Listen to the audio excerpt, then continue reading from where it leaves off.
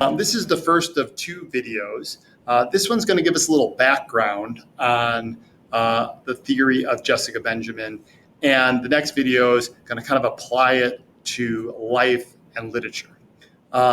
So there's two pillars to this class, the two theories that we want to get out there at the beginning of the year that frame everything we do.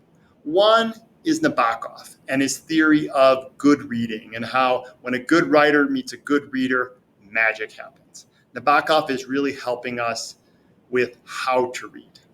But Jessica Benjamin is going to help us with how to understand what we read. And she's going to do that not really by talking about reading or literature at all. She's actually a psychoanalytic critic. She's not a novelist or someone who writes about literature. She has a theory about life. But I think what you're going to discover is her theory about life is going to apply to the life we experience, right, through our imagination in the literature that we read. Okay? And so the theories of her that we're going to talk about come from a book she wrote called Bonds of Love.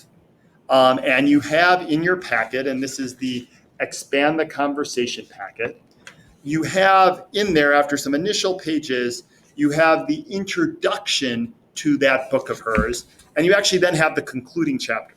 Now, never tell her we did this because, just taking the introduction and conclusion of a writer's book is kind of violating the spirit of the book. Most of the stuff is in between that.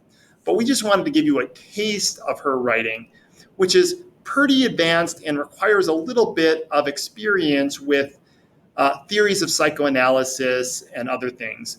But I think even not having a ton of experience with that, you can get a lot out of it.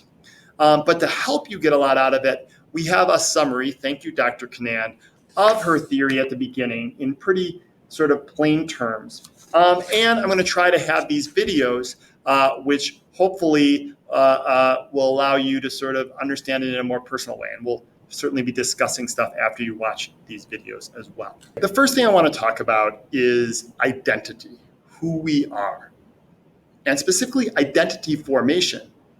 How did we sort of become who we are? How did we figure out who we are?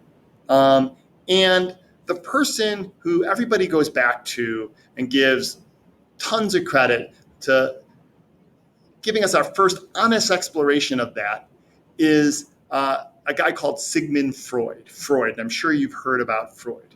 Well, he was a therapist who in Vienna, Austria, who was helping out people.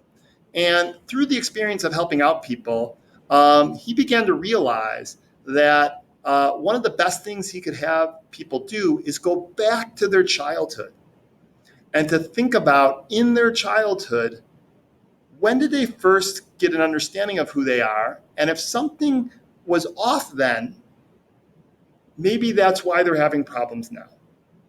So I want to first sort of begin sort of giving you Freud's understanding of the world. And then we'll get into Jessica Benjamin and how she uses it, but then goes beyond it and sort of revises it to, I think, a more useful understanding of the world. But I can't tell you how influential Sigmund Freud was. I mean, after being a therapist for a while, he started writing about what he was learning. And he was one of those people who wrote and wrote and wrote. If you ever go to a library, an old-fashioned library with books, and you look at Sigmund Freud's collected works, they fill up like a whole bookshelf. And I think some of his more famous ones, or maybe the most famous one, is The Interpretation of Dreams. It came out in 1900, right?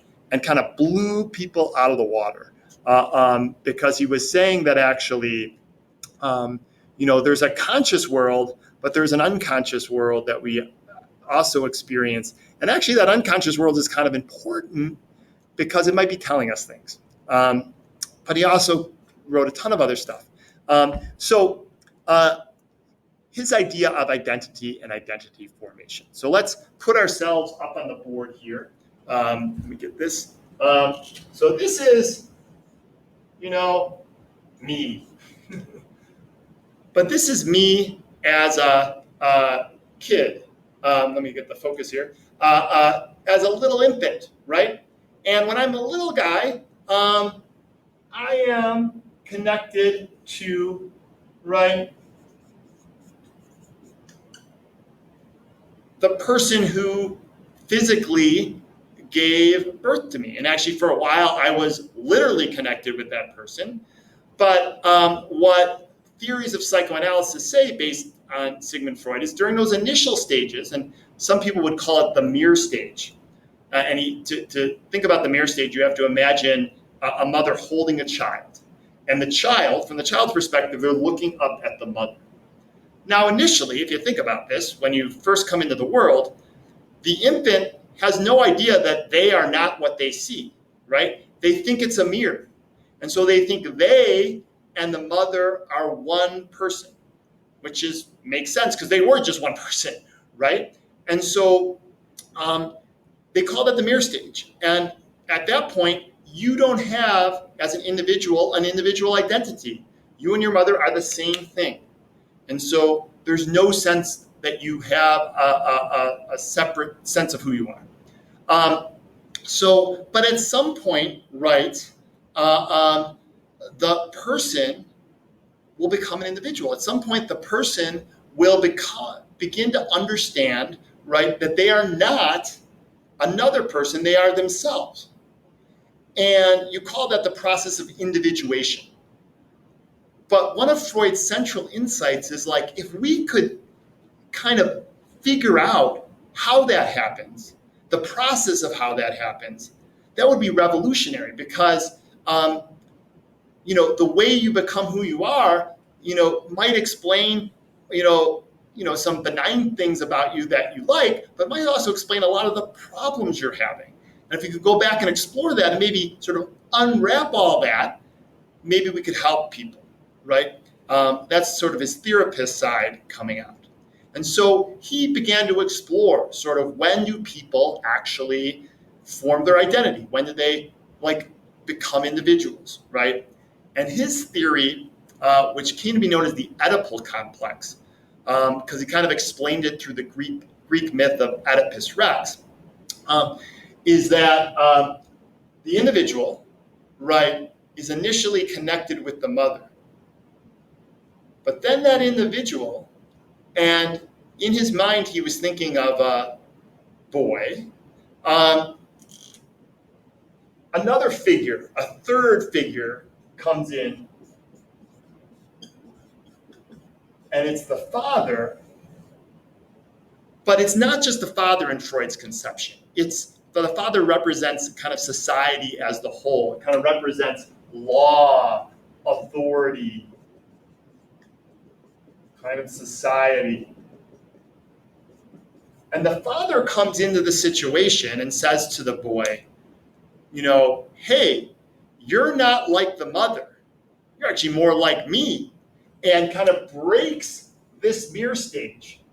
And in Freud's conception, the boy becomes an individual when they understand they're not the mother. And a lot of this has to do with sort of sexual organs. Like, they realize, wait a second, right? You go, I don't look like the mother, right? And the father kind of helps out with that, right? But what this sort of assumes, it assumes a ton of stuff, right? But it assumes sort of that the whole situation, right, is set up in a patriarchal way. Like, the household is a household in which the mother does most of the caregiving. So the mother's the one there with the kid initially. And that the father is kind of a distant figure, and comes in only, periodically in the individual's growth. And so this is a very sort of patriarchal model. Having said that, right, most of the patients Freud was meeting, the world he was living in was patriarchal. So maybe it did explain a lot for his particular population. But the big assumption here is that, obviously, that the individual is a boy, because a woman would not have that sort of physical way to say, I'm not my mother. And so this whole conception doesn't really work for women. And that seems pretty obvious. But for Freud, he was kind of like, well, it's not that important. And he kind of was saying, I mean, this is really hard because Freud is hugely influential. This is a brilliant idea, despite the fact that he was kind of blind to the fact that, like, yeah, this doesn't really explain women, but he kind of didn't really care about that. And in fact, he tried to make some excuses like, well, this is why women don't have as much reasoning as men, because they don't really ever become individual. A lot of sexist and really insulting stuff. And so a whole bunch of theorists came in and said, Freud, you're amazing. You opened up this whole new idea about identity for us, but wow, did you get women and did you get gender wrong? And Jessica Benjamin's one of those people, although she has a very advanced theory that we're going to talk about in a second. But I just want to get this clear. This is kind of the classic Oedipal complex. And by the way, Oedipus Rex, the Greek story, is a crazy story. Oedipus, without knowing it, ends up killing his father and marrying his mother. And so he has a disorder that sort of reflects this situation. Don't want to go into that, but that's, people end up calling it the Oedipal complex, right? Here's the deal, and this is the last thing I'm going to say before the next video, which is going to talk about how Jessica Benjamin sort of might give us a way into what we're reading.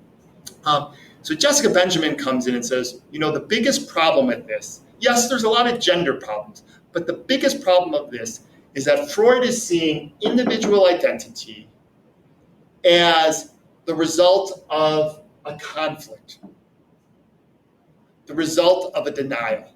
I am who I am because I am not this other person. You become who you are by separating yourself from others, right? That you know yourself because you are not the other. And in the most basic way, this is a gender idea where, like, a boy knows they are a separate person because they are not a girl, they're not a woman, right? And there's a lot of sexist and power dynamics in that. But Benjamin is saying, yes, gender is a big part of this, but it's bigger than that. It's this idea of it's a conflict sense of identity. You're always something because you're pushing. You're not this. I am this because I'm not this. And you become yourself by sort of putting down the other or dominating the other.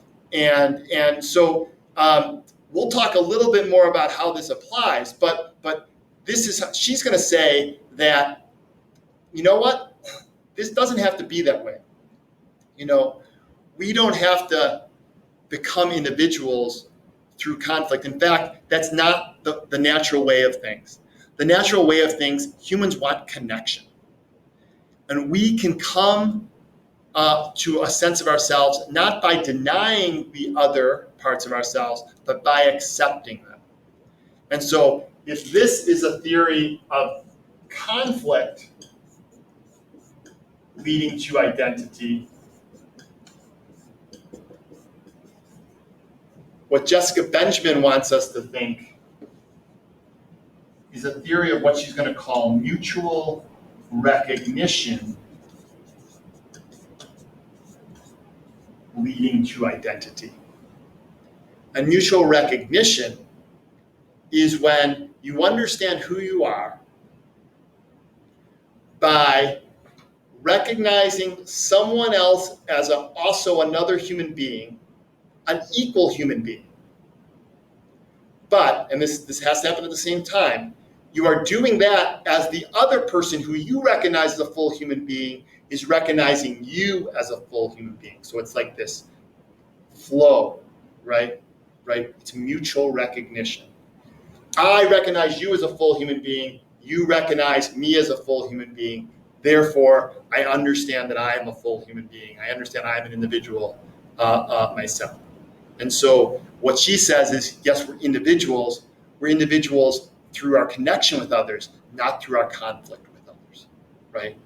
And so she thinks that's a much healthier way to be as individuals, that if we constantly are defining ourselves against other people, we're always fighting for identity and always putting other people down. and staying in relationships with power with each other. And it's always unsatisfying. We're always trying to get power, power, power. We're always trying to be like not the other person. If we live through mutual recognition, we are much more at peace with ourselves and with others. And the thing about this is, and we're going to get into this in the other video, that applies to individuals for Jessica Benjamin, but it also applies to society, right? So groups of people, communities, right, often are positioning themselves against others. Think about colonialism, imperialism in your history classes, right? We're civilized, they're savage, right? And if societies would instead work through the idea of mutual recognition, it wouldn't just be healthier people, we'd have a healthier world, right? So that's the idea of mutual recognition, okay? Check out video number 2 where I break down the implications of that for life and literature.